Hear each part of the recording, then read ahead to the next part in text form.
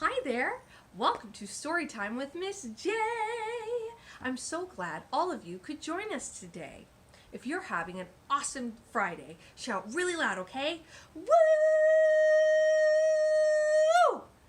Great job! So I'm Miss J, but I want to know all of your names. Say your name really loud so I can hear it, okay? Okay. So we have Brooke, and Amanda, and Alicia, and Allie, and Sarah, and Eric, and Chris, and Jonathan, and Lee, and Raymond, and John, and Hazel, and Amelia, and Anne, and Rolf, and so many more awesome friends.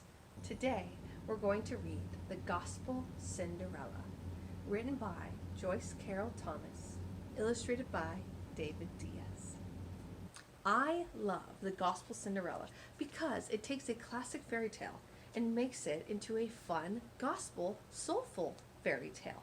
And also, it's a representation of a part of the Black community, because it's always important to remember that just because one person is in a community doesn't mean that that one person represents the whole community. There are many different types of people that make up that culture, and we have to embrace each other for our differences.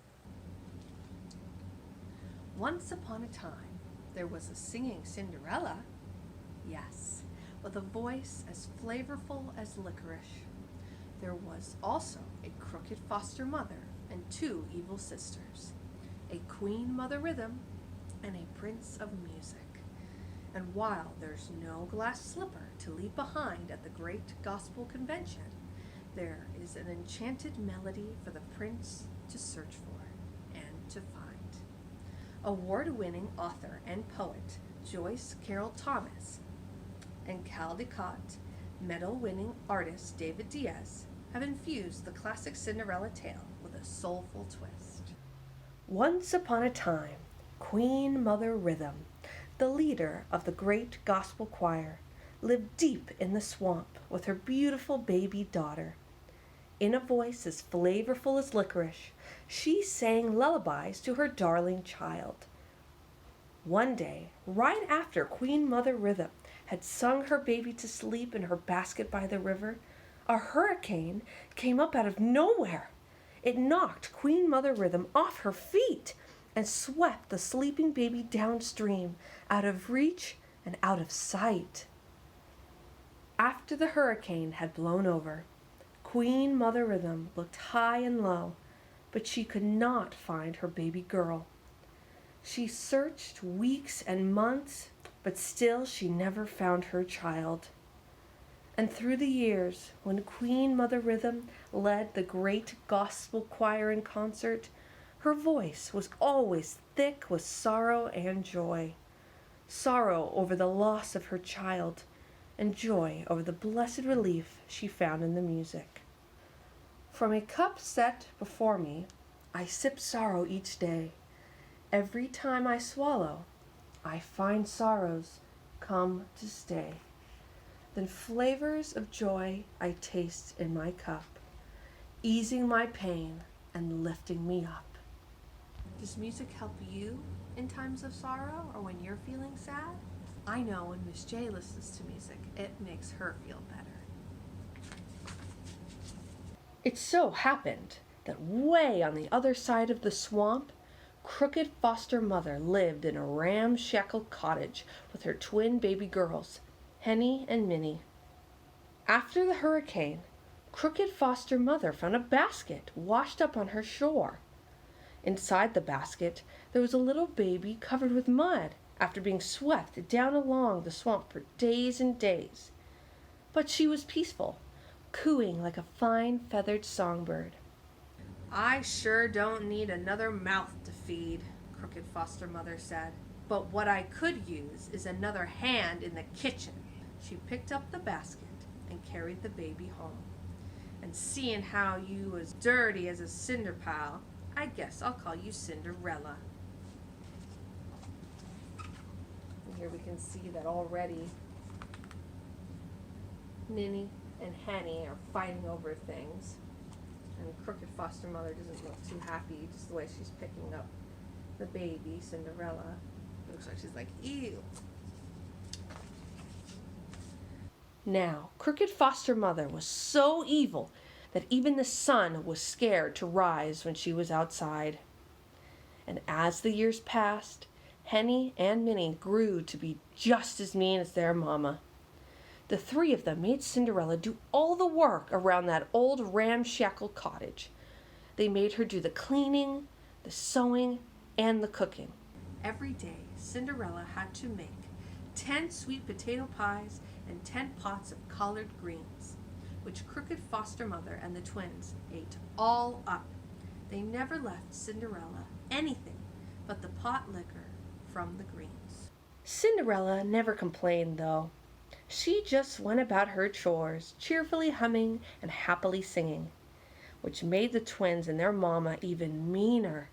They hated to hear Cinderella sing because her voice just seemed to get stronger and truer as time went by, while all they could do was croak like swamp toads. Ooh.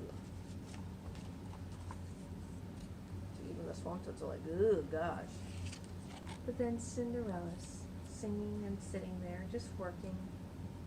Meanwhile, back on the other side of the swamp, Queen Mother Rhythm decided it was time to find a new lead singer for the great gospel choir.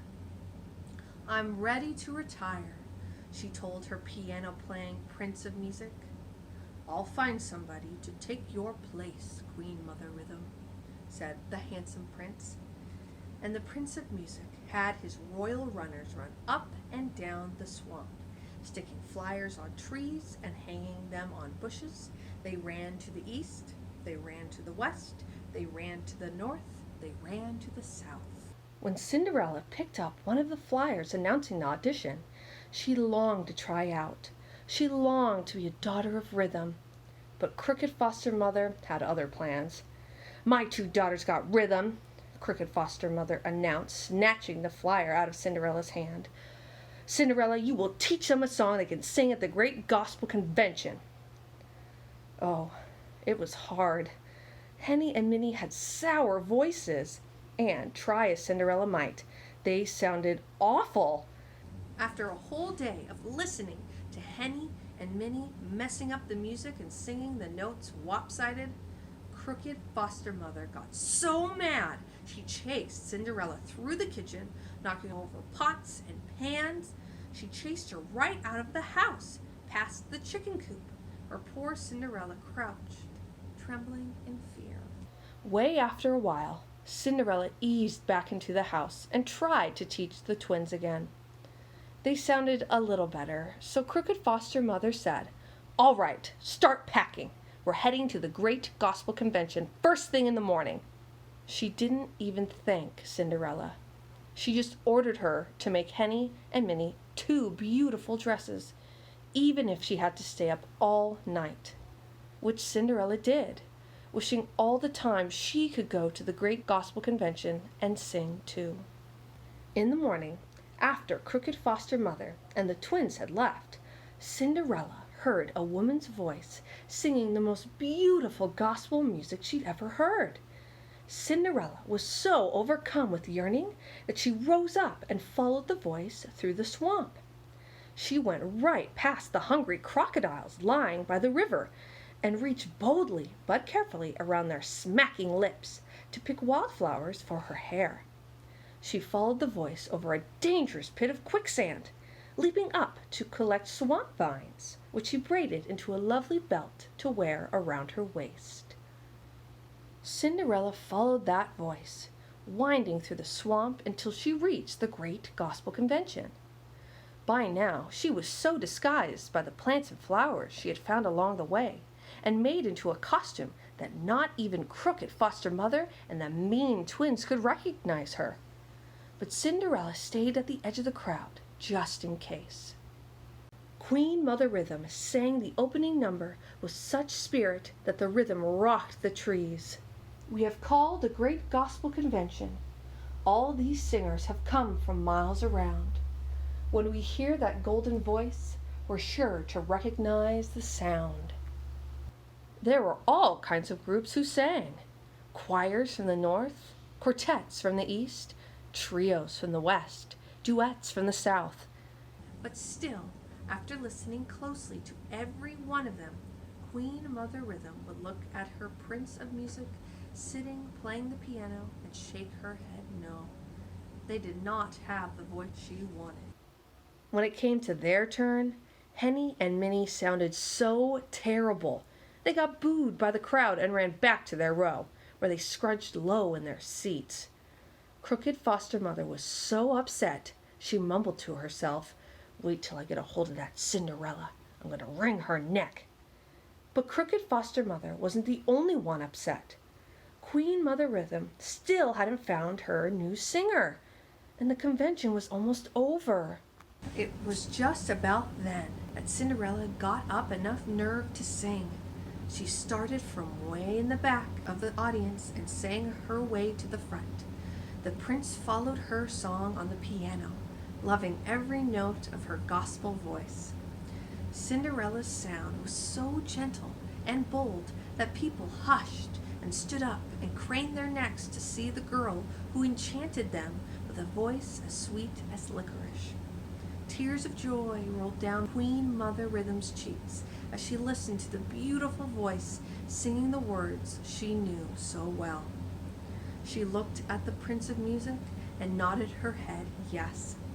Never missing a beat, the prince gazed deep into Cinderella's eyes, and Cinderella felt her heart begin to soar, along with the notes she was singing. The minute Cinderella finished her heavenly tune, the whole crowd went crazy, clapping and cheering. From a cup set before me, I sip sorrow each day. Every time I swallow, I find sorrows come to stay. Then flavors of joy I taste in my cup, easing my pain and lifting me up. But before Crooked Foster Mother and the twins could recognize her, Cinderella turned around and fled.